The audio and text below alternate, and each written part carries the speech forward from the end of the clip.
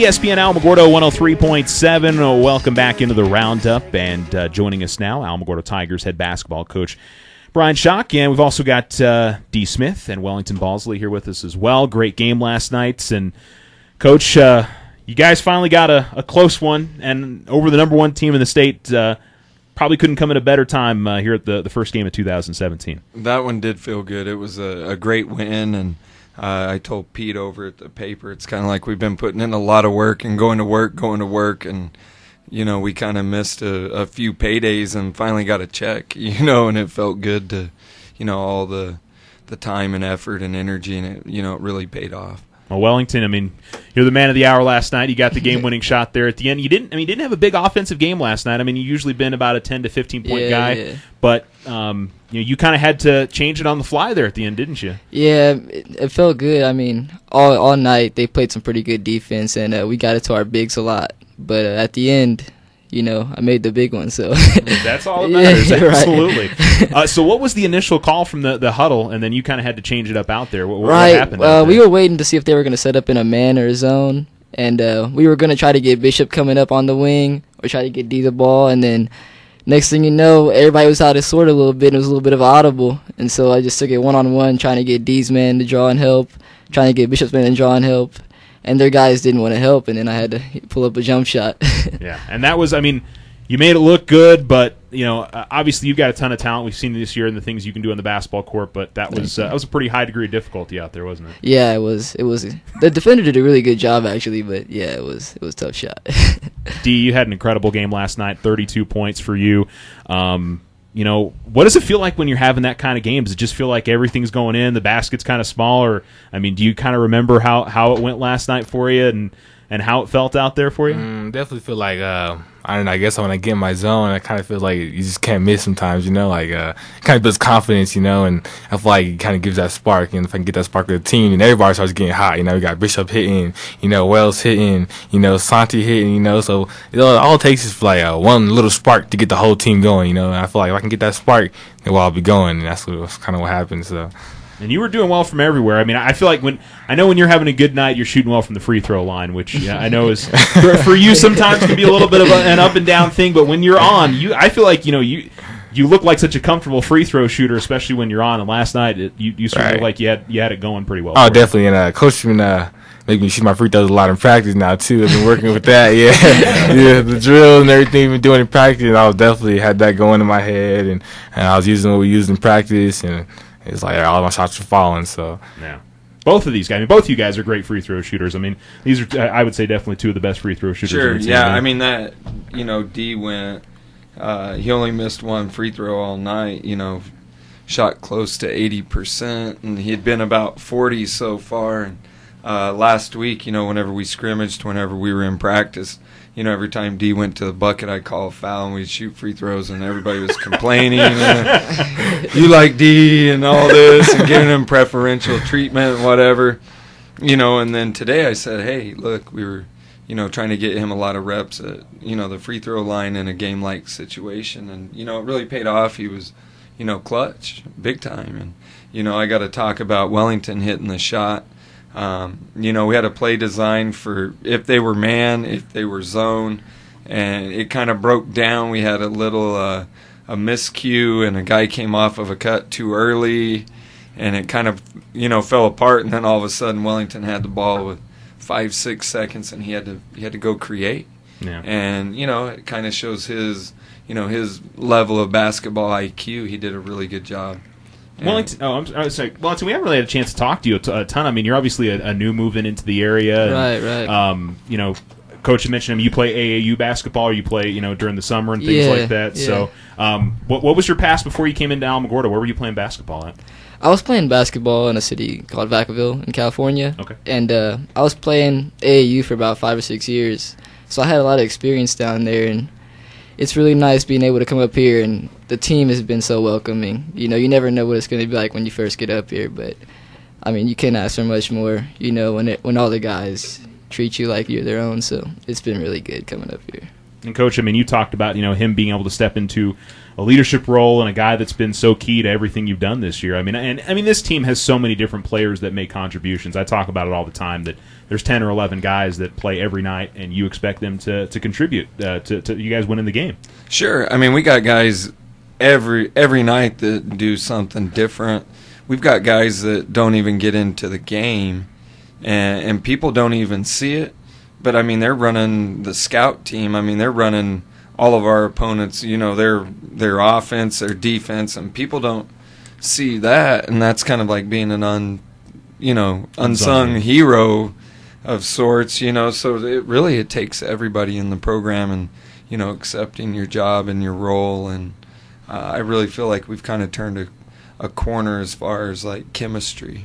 Yeah. D, I mean, talk about the chemistry. I mean, you played on this team since you were a freshman, and this is your third coach in 3 years at the varsity level. And so, I mean, you've had to go through, different systems, different programs, but this one feels like, everything's really coming together, and it's really coming together at the right time. How does this feel, going at this point in the season for you? Definitely feels great. I mean, over the career, I think we've lost. Can't even count all the close games. This one definitely feels good. Finally, keep it together. A big shout out to Coach because Coach knew just what to do in the situation. Drill up different plays. What will happen if this happened. If this will happen, or do this if this happens. So a lot of different options we could have did. If say if anything didn't work out. We had our guard wells right there. So I mean, luckily he did create, and I mean, pretty much. And the fact that Coach expects you to, having your mind out there and know what you need to do in particular situations. I mean, he expects a lot out of you guys to be able to read the situation and be able to use it that way. Right. Do you like having that kind of freedom out there and know that he expects you to be able to read that and get into the right position? Definitely. I feel like we're all kind of scheduled to play a role, because Coach knows our roles, and the longer we play our roles and do our parts, really everything's gonna come together pretty good. And I feel like I play my role pretty good, down in the paint, and hit the easy shots, and definitely did what my team needed me to do. So yeah, well, in Wellington, I mean, in a spot like that where he gives you the basketball in 9 seconds, and you guys have to read in under 10 seconds, whether it's a zone or it's a man-to-man. I mean, that shows a lot of confidence that he has in you guys as a team, right? Yeah, it really is easier to play when the coach has that much confidence in every single one of us. Whether it would have been me or anybody out there with the ball, he would have trusted anyone with the ball just as much. Yeah. So it's definitely really nice. Yeah. Coach, I mean, I think it does show, I mean, how much confidence and how it's been growing. And you talked about how, this team is still trying to work into, getting where you want to be. And I'm sure as a coach, you still see places that they need to improve and get better. But that's probably a never-ending thing for a coach, right? Sure it is. I mean, it's all about improvement. And I had a kid the other day, he goes, you yell at us if you're happy or mad. And they go, they just kind of laugh. And I told him, I said, kind of, coaching in general a lot of times is negative, where you may achieve and improve, but you're trying to strive for even more. And I really feel like our team we have a higher ceiling. We have more improvement yet to come than most teams in the state. They've been playing together for 2, 3, 4 years, and we're right now just kind of coming together. And kind of talking about playing, we try to show the guys you have this option or that one, do this, read your man. And there's really a lot of freedom in our system, offensively, defensively. And what we do is we try to teach instinct, and we try to teach to play. We don't necessarily have a set offense or run a bunch of set plays or whatever. My motto is play. And, they're starting to really fall in and get the hang of it. Well, and I think something else interesting. We talked to Amor and Rakim and Gavin at the beginning of the season, and I feel like Coach, just as much as he's talked about basketball, he's talked about classroom and brotherhood, and really getting into being a team. And D, is that you feel like it's been more than basketball that you've kind of taken away from this season? Definitely, I feel like not only off the court, on the court. And off the court, actually, I mean, we're all growing as a unit, as a family, we're all creating, more than just a basketball family with each other, whether it's just a basketball talk or something else personal in life, I feel like there's not a person on the team that I can tell about that, or that won't help me, so I definitely feel like the family has grown a lot, and it feels good to say like you have a family, a basketball family that are actually there and will help you, not only like for basketball, but in life. So yeah, and well, to ask you as well. I mean, you're coming into a new team, and he's trying to create that bond. Have you really felt that with this group this year? Yeah, definitely. I mean, coming in, it was a little not what I expected, but the perspective on life has definitely changed a little bit. Just being around these guys, and I think everybody's perspective on life is just having a goal and achieving it, and it's really good coming in and everything's changing like how it is. It's really nice. Yeah, and Coach, I mean, the first thing that I think we talked about before we even talked about basketball is the kids taking care of their business in the classroom and getting that stuff taken care of. And I mean, I like to hear that because I mean, it's we're obviously on a sports show and we're talking about sports, but you're focused on making sure that they're getting their studies done. Sure, we're trying. I mean, we'd really like to have everybody above a 3.0. We're not there yet. We're trying, and on the court, we just try to get them to show as much grit and passion. And we're trying to say, hey, you can do it in the classroom, you can do it at your job, your work, whatever.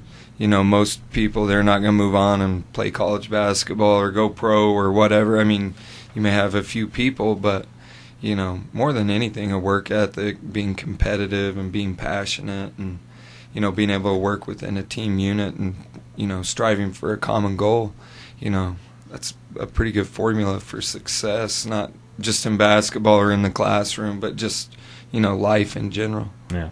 A couple of other guys I want to mention from last night. I thought Shamar had a really good game for you. I think if he doesn't get into a little bit of foul trouble there late in the game, he has a little bit more of a contribution. But, Shamar's obviously, just both Shamar and D, who kind of came late out of football, they're really starting to round into being big contributors here. Yeah, they are. They're really catching their stride now, and they kind of came out. It's a different kind of shape and mentality. And, we were so hot and heavy with games, in December. So, we were trying to improve and get our chemistry right and prepare for opponents. And now we finally got a little bit of practice time. Shamar was really good early. He got a few big buckets. D was good all night. And, it makes us tough whenever I think we've had 5 or 6 different leading scorers. It's really hard to key in on one guy. Yeah, Rock had a good, especially in the third quarter, Rock was really big for you guys last night. I thought maybe the biggest thing for you last night, though, was Los Lunas came back and took that 1-point lead in the fourth quarter, and I didn't think the team panicked at all. Looked like you guys, bounced back from it. As a coach, that must have been a good thing to see, especially with some of those close games and leads that you guys had given up throughout the season to be able to bounce back and get the victory. Yeah, we talked about it at halftime. I asked the team, I said, hey, is history going to repeat itself tonight? And I said, we know they're going to make a run. Are we going to fold it up and quit and make bad decisions? Like at Pius, down the stretch in the final 5 minutes, I think we turned the ball over 5 or 6 times, and I think we only had 9 total on the night. So I mean, we definitely kept our head much better last night. We made good decisions, and our basketball IQ is getting better. Wellington as a player, basketball's a game of runs. That team's going to make a run and make it more difficult towards the end. How do you not let that affect you? The crowd's getting into it. I mean, how do you buckle down and try to focus and do the things you're supposed to do? It's really tough, and I think maybe the first half of the season, maybe we did struggle with that a little bit. But it was this game we just played. We could all look at each other's eyes and just be like, we're not going to let this one slip. Yeah. Every single one of us had determination that we were going to win this game, and so it was really good to see everybody get down and dirty and get this W. D, and I mean, they were counting on you to make some big shots and some big free throws there at the end. I mean, do you feel that extra pressure late in the game? Is it something you notice, or are you kind of zoned in and it's not really affecting you based on the time of the game? Definitely, it was a little bit kind of nervous. A little bit, I was kind of nervous, just a slight bit. But I think I did a good job at adapting to my surroundings. I think the love and support we have, from Alamogordo, how many people come out, to show the support and love. That kind of, gives me that little feeling how it makes a difference to have fans out there, doesn't it? For right, you guys, to hear the fans behind you, it really does, right? Mm-hmm. Yeah, and that's one of those things that I don't know if enough people realize that, but when you guys are on the floor, but especially when they're right on top of you in the basketball court. I mean, you guys are hearing everything that's going on out there. Oh, so, yeah. Right. Coach, that's something that we talked about a lot, was getting the pit back to what it once was.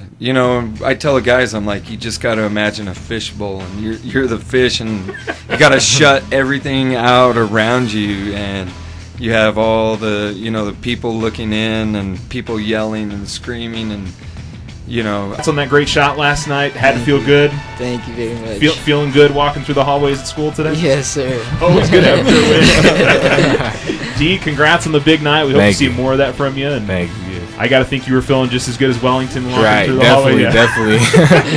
Always nice when people, maybe somebody you haven't even talked to comes up to you and go, man, that was a great game last night. Or something like that. So, fellas, it was a joy talking to you. Appreciate you coming. All right, in. thank you. Thanks so much. Thank you.